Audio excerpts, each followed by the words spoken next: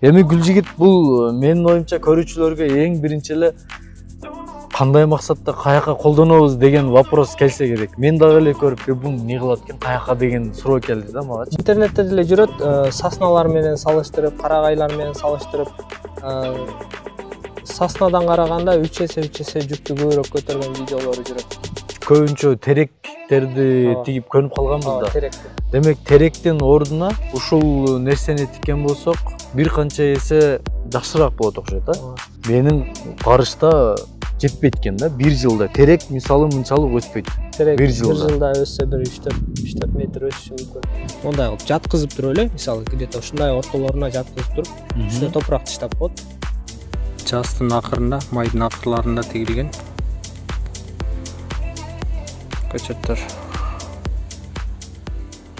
Assalamu alaikum, урматтуу Элдик каналынын көрүүчүлөрү. Өзүңүздөр билгенде биз буга чейин Гүлжигит менен биогумус боюнча чыгардык элек. Анан ошол видеодо сиздерге сюрпризибиз бар.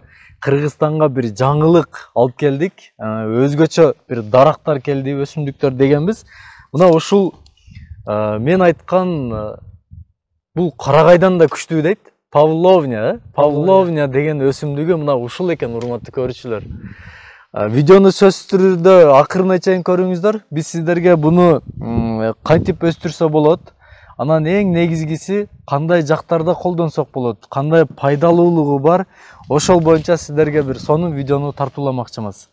Ассаламу алейкум. Алейкум ассалам. Жумуштарыңыз болуп атабы, Гүлжигит? Болуп атат, Кудайга шүгүр. Бизнес кандай жүрүп атат? Алхамдулилlah, жакшы болуп атат. Бул жерде жайнатып коюп турсуз Павловняны, Павловняны тиккенибизге дагы 2 жыл болуп калды. Ошол эле биогумус менен эле тең эле баштаганбыз. Атайын муну Бишкектен тамыр калемчесин алдырып, өзүбүз интернеттен көрүп, кызыгып, полный изучать этип көрүп, Бишкектен заказ менен алдырдык эле. Ушундай болуп көбөйттүк. Азыр сатууга чыгарып атабыз. Жашыңыз 24-тө. Гүлжигит жөнүндө да кичине айта кетейин, урматтуу көрүүчүлөр. Биз азыркы учурда Жалал Абад облусуна караштуу Аксы районундагы Кызылжар айыл өкмөтүнө караштуу Калпак деген айылда турабыз. Анан кийин дароо айта кетейин, сиз Кыргызстандын кайсыл жерде болбоңуз, сөзсүз түрдө видеону көрүңүз акырына чейин. Бул көчөт сизди дагы кызыктырган болсо, доставкасы бар. Любой жерден Кыргызстандын булуң бурчунан туруп алдырсаңыз болот. Сиз дагы бул даракты тигип пайдасын көрсөңүз болот. Андыктан видеону акырына чейин көрөбүз. Эми Гүлжигит бул менин оюмча көрүүчүлөргө эң биринчи эле кандай максатта каяка колдонобуз деген вопрос келсе керек. Мен дагы эле көрүп бул эмне кылат экен, каяка деген суроо келди да мага. Бул Павловня дарагы бул Кыргызстанга кирип келгенине бир көп деле болгон жок, 3-4 жыл эле болду.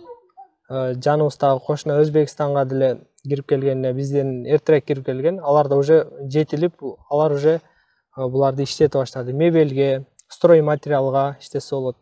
Бул мебелге өтө жакшы болот экен, өзүнө сууну сиңирип албайт.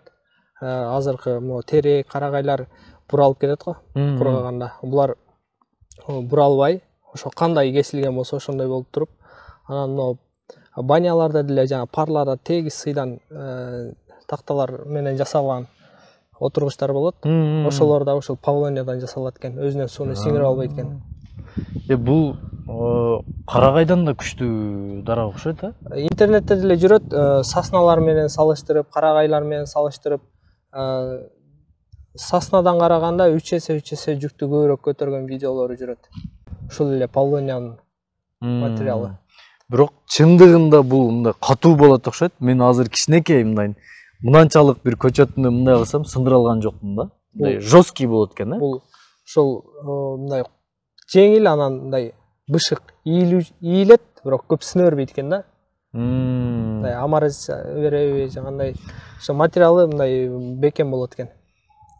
Демек, негизги эгерде Кудай буйруса Кыргызстаныбызда кеңири жайылып, бул нерсе өсүп калган болсо, буюрса ушул Павловнядан мебелдерди жасалып баштайт экен, Азыркы келип аткан мебелдердин материалына караганда 10 эсе жакшы болот.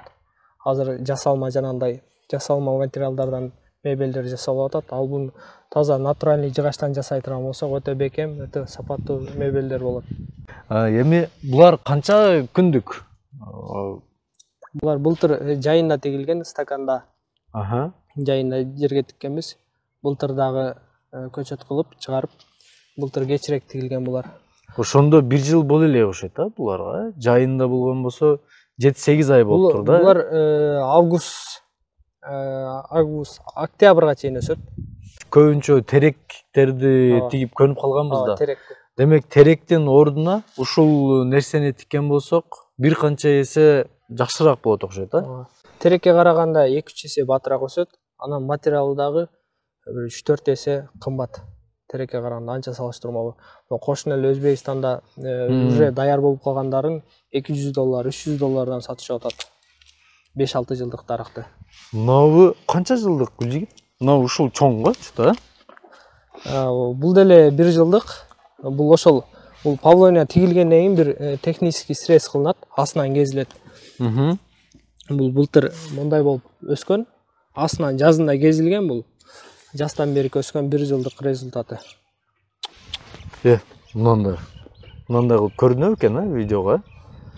Менин карышта жетпейт экен да, 1 жылда. Терек мисалы мынчалык өспөйт. Терек 1 жылда өссө бир 3-4 метр өсүшү мүмкүн. Анан жоондугу да мынчалык болбойт.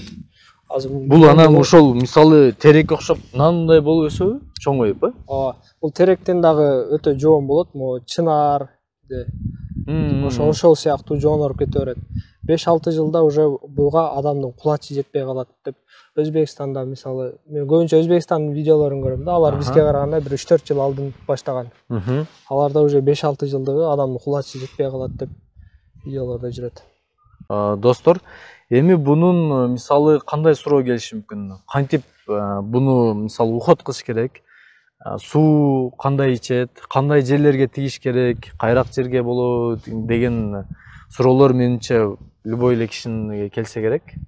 Кандай болот? Бул ошол терек сыяктуу эле арыктын жээктерине же болбосо ачык эле мондай жерлерге тигип туруп, сууну бирок 1-2 жыл 3 жыл көбүрөөк ичет.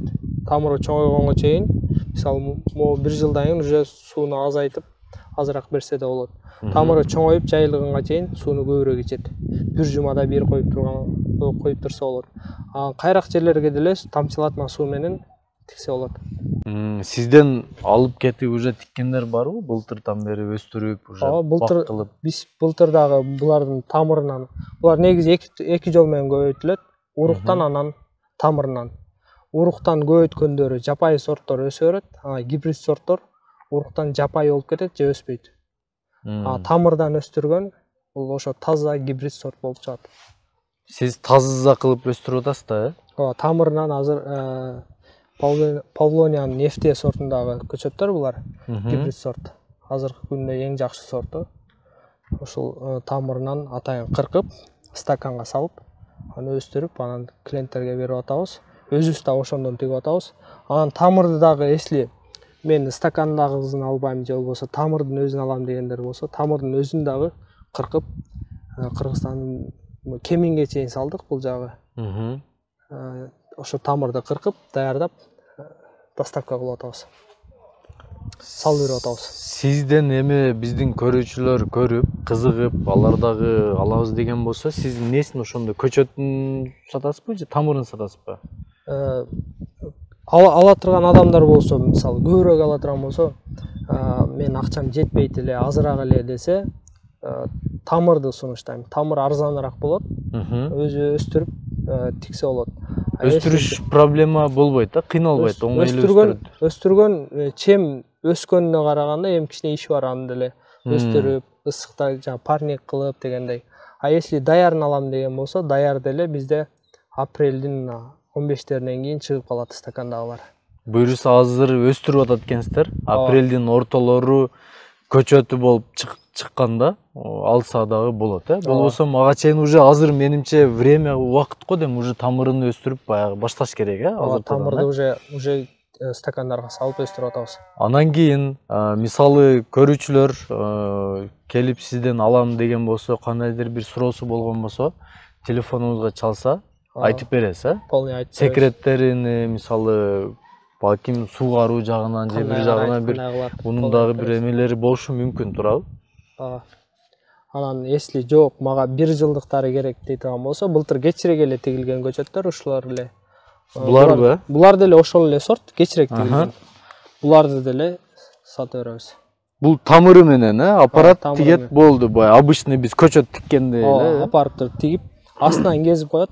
Уже 1 жылдан кийин ушундай болуп өсүп турат да. Баалары канчадан бул мисалы көчөттү алам деген Булар болсо? эми боюна карап, тамырынын чоң кичинесине карап ушулар, например, ушулар 200 сомдон. Көбүрөөк алам деген болсо, мондай чоңдорун деле арзандатып, ыңгайлуу багып беребиз. Толтура экен бул жерде уже даярдап коюп турсаңар, Буларды уже даярдатабыз. Бунун астында эми тамыр барбы ичинде же уругубу? Түшүнбөдүм ошондо.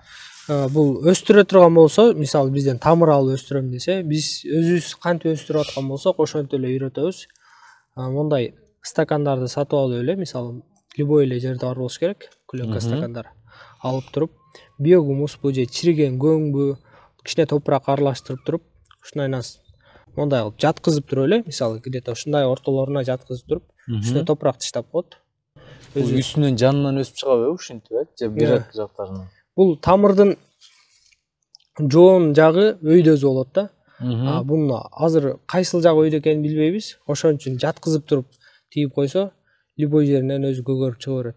А если тетире болуп кала турган болсо, мындайынан өсүп кыйналып калышы мүмкүн да. Ошон үчүн жаткызып туруп тиксе, стаканга батат да мо. Же бул жагынан өзү өсүп чыгып баштай берет.